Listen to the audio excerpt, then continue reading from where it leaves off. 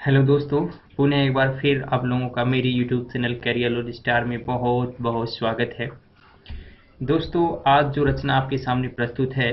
From an elegy written in a country churchyard, जिसको Thomas Gray ने compose किया है। तो ये जो रचना है, इसको उत्तर प्रदेश बोर्ड का 12वीं का जो इंग्लिश का सिलेबस है उसके अंतर्गत आपको पढ़ना होता है। तो ये कविता जो है एलिजी है। एलिजी होता क्या है कि एक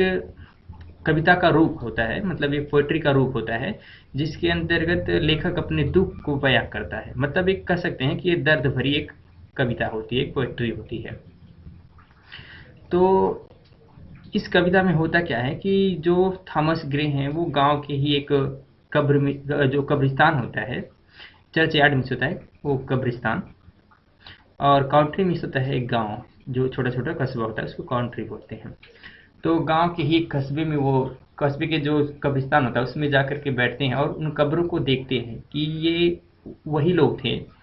जो पैदा तो हुए लेकिन ज़्यादा रेपुटेशन, मतलब ज़्यादा वो नाम नहीं कमा सके, ज़्यादा प्रसिद्धि नहीं कमा सके, जिनका जीवन बहुत ही साधारण बीत गया। तो उनके जन्म पे वो जो है सहानुभूति प्रकट करते हैं और इस कविता को वहीं पे कंपोज किए हैं। तो देखते हैं इस कविता के बारे में। About the poem. यहाँ अब ये जो अबाउट द पोएम है, आप लोग इसको सेंट्रल आइडिया के रूप में याद कर सकते हैं। The poet mourns over the simple grave of those millions who were unknown and unrecognized। यहाँ जो कवि हैं उन लाखों लोगों के ऊपर जो है सहानुभूति या दुख प्रकट करते हैं जो पैदा हुए और अनजान बन के रह गए, मतलब जिनको लोग ज़्यादा लोग जान नहीं पाए, जिनको ज़्यादा प्रसिद्धि नहीं मिली, तो उनके ऊपर वो दुख जो है व्यक्त करते हैं। और कहते हैं कि we should not mock at their life of humble birth, hard toil, homely joy. कहते हैं कि हमें उनके साधारण जीवन पे, साधारण जन्म पे, कठिन परिश्रम पे और सिंपल जो उनकी खुशियां हैं, इनका हमें जो है मजाक नहीं उड़ाना चाहिए। ही कमोमरेट देयर मेमोरी, वो उनकी जो स्मृतियां हैं उनको श्रद्धांजलि के रूप, उनको श्रद्धांजलि देते हैं। और ही कंक्लूड दैट, और वह निष्कर्ष निकालते हैं कि in this world nothing is ever lasting, कि इस संसार में कुछ भी जो है वो चिर अस्थाई नहीं है, हमेशा रहने वाला नहीं है। Because wealth, exalted birth, power and beauty, क्योंकि ये जो धन है, जो उच्च कुल में पैदा होना यानी कुलीन जन्म है, जो शक्ति है, जो खूबसूरती है, all lead to one and only one end death, इन सब का एक ही अंत होना है जो मृत्यु है। मतलब आदमी कितना ही धनी क्यों ना हो, कितने उच्च कुल में क्यों ना पैदा हो, कितना खूबसूरत क्यों ना हो, लेकिन अंत सबका एक ही जैसा होना है। यही निष्कर्ष जो है कवि निकालते हैं। सो इट इज, और कहते हैं कि so it is useless to run after fame, money and power. और कहते हैं कि धन दौलत के पीछे, ताकत के पीछे, प्रसिद्धि के पीछे भागना जो है एक मूर्खता है, बेकार है, चीजें हैं ये। The poem disclose the universal truth that death level all distinction. और लास्ट में जो है कवि है वो एक सार्वभौमिक सत्य को बताते हैं, मतलब एक ऐसे सत्य को बताते हैं जो यूनिवर्सल है, मतलब सार्वभौमिक है। ये वो सत्य ये है कि इंसान चाहे किसी भी लेवल का क्यों ना हो, चाहे कितना गरीब क्यों ना हो, कितना अमीर क्यों ना हो, तो उनका जो मृत्यु होता है वो सबका एक ही जैसा होता है, उसमें कोई डिफरेंस नहीं होता है। तो दोस्तों, आपको ये अनुमान तो लग ही गया होगा। तो यहाँ पे क्या होता है कि कवि उन लोगों को जो है संबोधित करते हैं कि जो लोग उच्च कुल में पैदा हुए हैं और जिनके पास ज़्यादा दौलत है, ज़्यादा वो खूबसूरत हैं, तो बढ़िया पर्सनालिटी है, रेपुटेशन है, ज़्यादा लोग उनको पहचानते हैं, तो वो लोग क्या करते हैं कि जो गरीब होते हैं, जिनके पास साधारण जीवन होता है और जिनकी खुशियाँ छोटी होती हैं, तो उनके जीवन पे वो मजाक उड़ाते हैं, उनके जीवन पे वो हंसते हैं।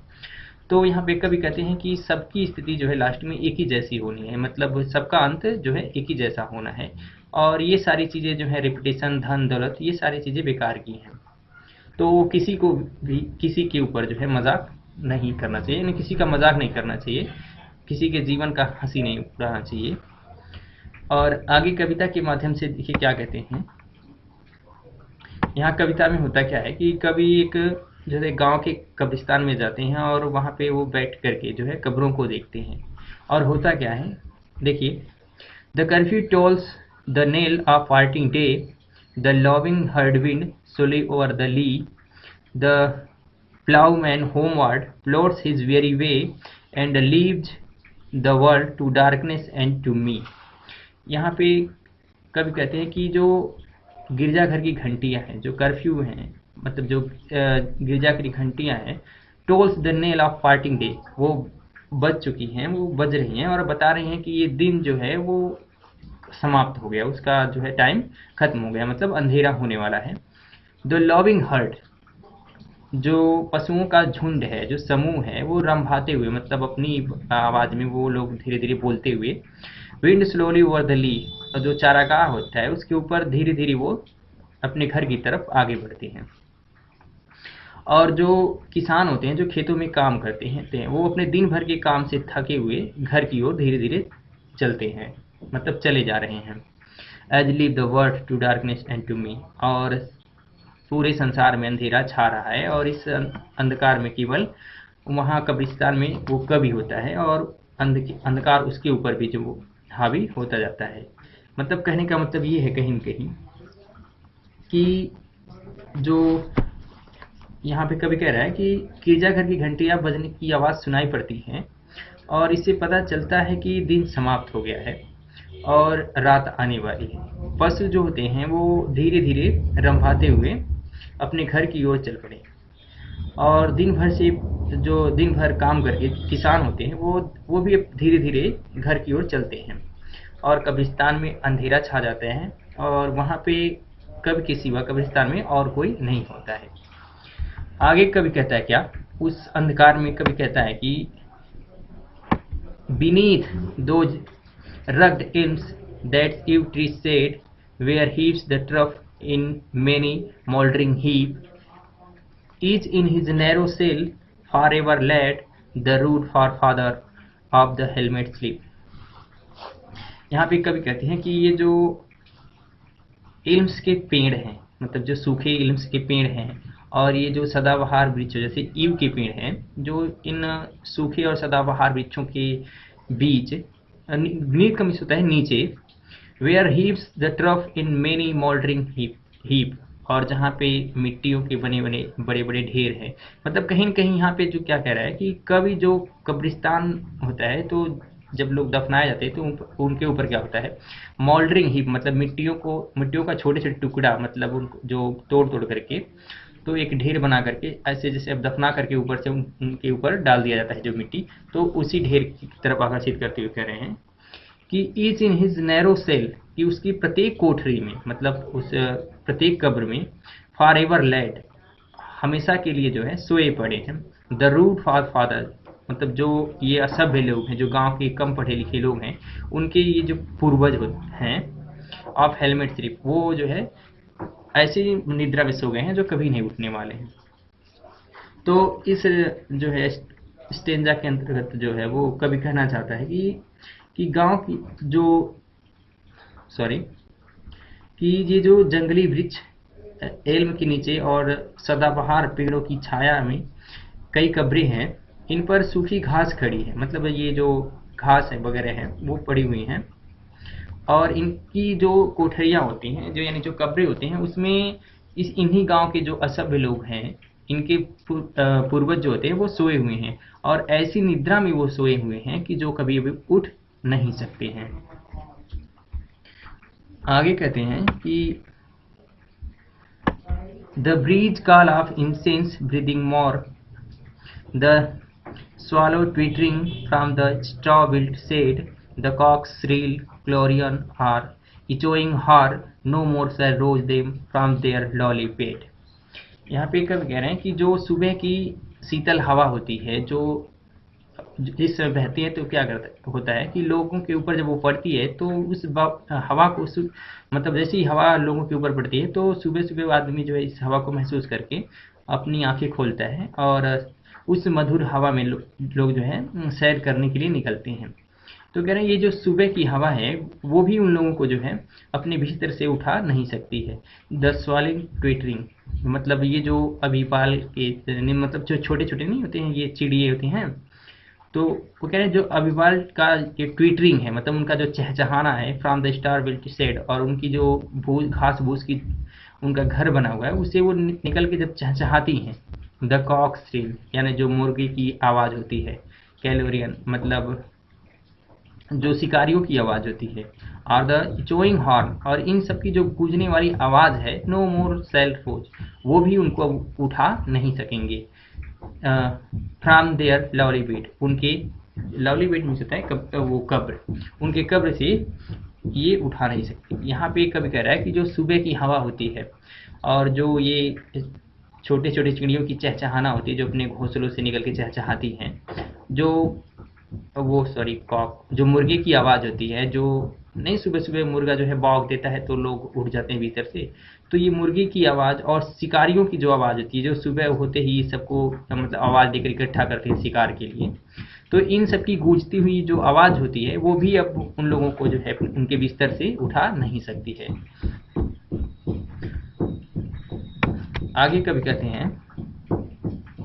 Let not ambition mock their useful toil, their homely joy and destiny obscure, कि जो एम्बिशंस होते हैं मतलब जो अच्छी स्थिति वाले होते हैं, जो अच्छे पोजीशन वाले होते हैं, यानी जो धनी लोग होते हैं,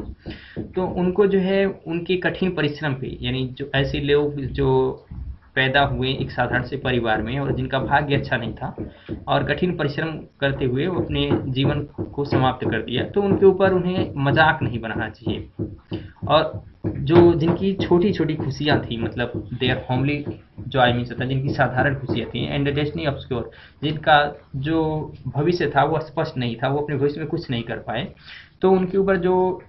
एम्बिशन वाले लोग हैं, मतलब जो धनी और अच्छे जीवन वाले लोग हैं, वो जो कुलीन लोग हैं, मतलब अच्छे परिवार में पैदा हुए हैं, तो उनको उनका मजाक नहीं बनाना चाहिए। Nor grandeur hear with a disdainful smile the short and simple annals of the poor, और जो शान शौकत वाले लोग होते हैं उनको जो है उनके जीवन की कथाएं सुन करके, मतलब जो उनका एनल्स होता है, मतलब एनल्स में होता है साक्ष्य इतिहास, तो जो उनकी साधारण उनके जीवन की जो किस्साएं हैं उनको सुन करके अपमानजनक मुस्कान के साथ जो है उपहास नहीं उड़ाना चाहिए।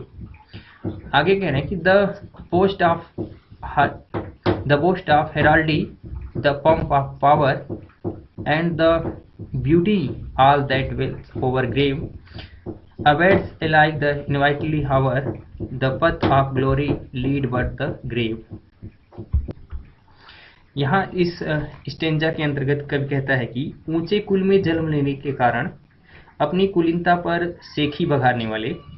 और अपनी शक्ति पे गर्व करने वाले,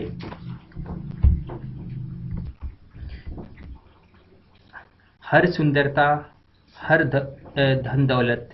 ये इन सब का जो है एक ही जैसा अंत जो है अनिवार्य रूप से ही इंतजार कर रहा होता है। मतलब यहाँ पे कवि कह रहा है कि जो अपनी अच्छे कुल में पैदा होने से, शान शौकत होने से और अच्छी पर्सनालिटी होने से धन दौलत पे जो ज़्यादा सेखी मारते हैं, मतलब ज़्यादा वो बोलते हैं,